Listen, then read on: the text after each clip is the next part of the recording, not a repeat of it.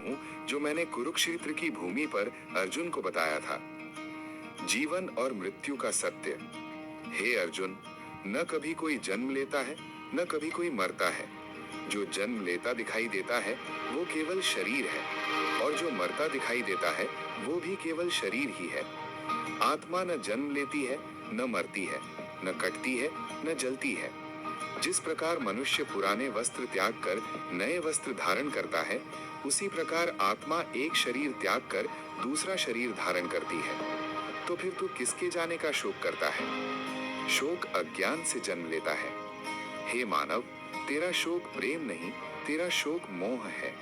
तू कहता है मेरा अपना चला गया, पर क्या वो सच में तेरा था? क्या तू उसे अपने साथ लाया था? क्या तू उसे अपने साथ ले जाएगा? जो आया है वो जाएगा, जो मिला है वो बिछड़ेगा। ये प्रकृति का नियम है। जिस दिन तू इस सत्य को स्वीकार कर लेगा, उस दिन तेरा शोक समाप्त हो जाएगा। मृत्यु अंत नहीं, यात्रा है। मृत्यु कोई दंड नहीं है, मृत्यु कोई हार नहीं है। मृत्यु केवल एक द्वार है, एक यात्रा का अगला पड़ाव। जिस प्रकार सूर्य अस्त होकर अगली सुबह पुनः उदय होता है, उसी प्रकार आत्मा भी एक देह छोड़कर नए रूप में आगे बढ़ती है। जो चला गया है वो कहीं गया नहीं, वो बस आगे बढ़ गया है। रोने से आत्मा को कष्ट होता है। हे प्रिय, तेरे आंसू तुझे हल्का नहीं करते, वे उस आत्मा को भारी कर देते हैं जिसके लिए तू रो रहा है। जब तू अत्यधिक शोक करता है तो वो आत्मा बंधन में फंस जाती है।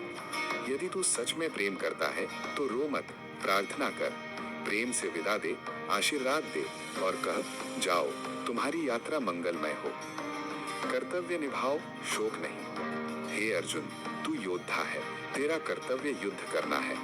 हे मानव, तू पुत्र है, पिता है, माता है, मित्र है। तेरा कर्तव्य प्रेम करना है, पर शोक में डूब जाना नहीं। कर्तव्य निभा, पर परिणाम मुझे सौंप दे। जो मेरे विधान में है वही होगा।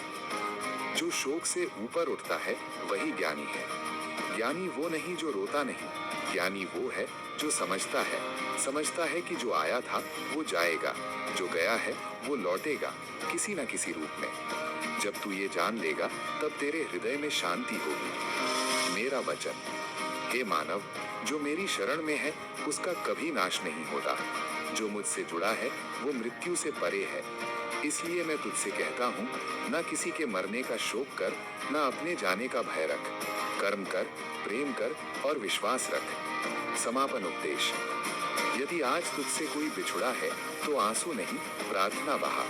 यदि किसी की मृत्यु हुई है तो ये मत कह कि सब खत्म हो गया, बल्कि कह एक नई यात्रा शुरू हुई है। यही जीवन का सत्य है, यही गीता का उपदेश है और यही मेरा वचन है। हरे कृष्ण कृष्ण कृष्ण हरे हरे। धन्यवाद।